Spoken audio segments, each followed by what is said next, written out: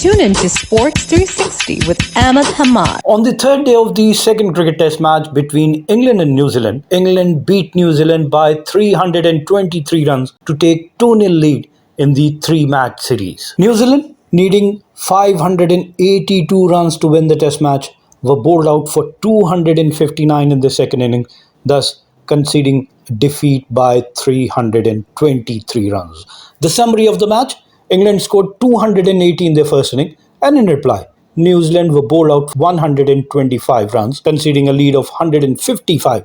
Then in the second inning, England scored 427 and declared for the loss of 6 wickets, setting a target of 582 for New Zealand, which New Zealand failed and were bowled out for 259. Thus England winning the test match by 323 runs and also sweeping the series, taking an unassailable 2-0 lead in the three-test match series. England rolled through New Zealand inside 3 days at the Basin Reserve to secure their first test win in the country since 2007. New Zealand had two national targets, scoring 583 runs to win or survive almost 9 sessions for a draw. Earlier, England resumed their second inning at the overnight score of 378 for the loss of 5 wickets, with Joe Root batting on 73 along with captain Ben Stokes, who was batting on 35, but they lost their first wicket, the 6th of their inning, at 427. Yes, they added exactly 100 runs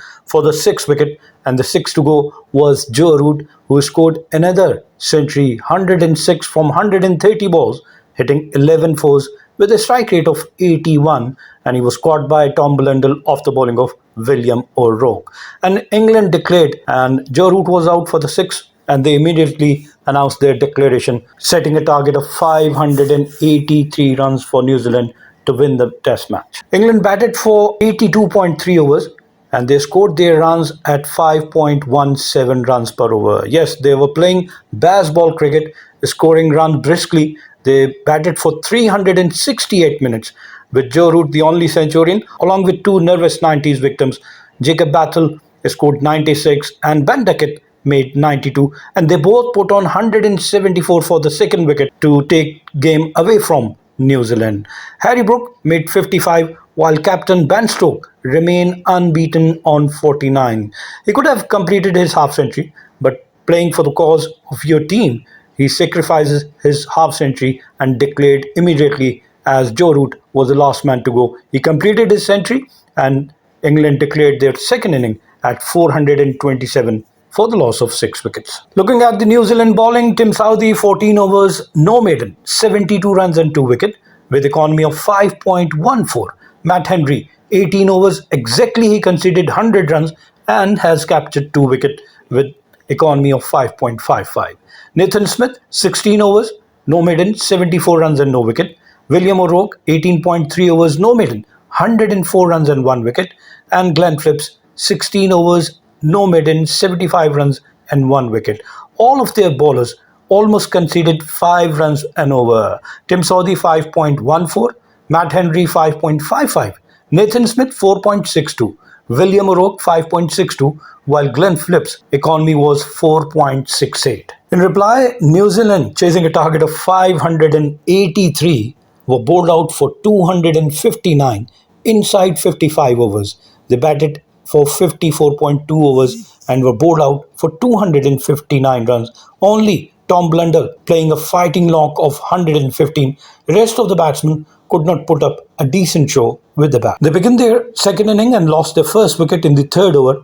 Opener Devin Conway was out without a scoring, faced 5 deliveries and was clean bowled by Chris Woakes. Second to go was Kane Williamson after scoring just 4 from 16 balls, and he was caught by Ollie Pope off the bowling of Chris Woakes. So the first 2 wickets were taken by Chris Woakes. Third was Tom Latham, the captain of New Zealand. New Zealand were 33 at that time, and in the 10th over, Tom Latham was out after scoring 24 from 35 balls, hitting 3 fours, and he was caught and bowled by Brydon Carse. Fourth to go was Rachin Ravindra in the 14th over, and he made 6 runs from 16 balls. He was caught by wicketkeeper Ollie Pope off the bowling of Brydon Carse. And 6th to go and 5th to go was Daryl Mitchell. New Zealand were 106 in the 32nd over, and Daryl Mitchell, after scoring 32 from 70 balls with the help of 4 fours, was out, caught behind by Oli Pope off the bowling of Gus Atkinson. 6 to go was Glenn Phillips,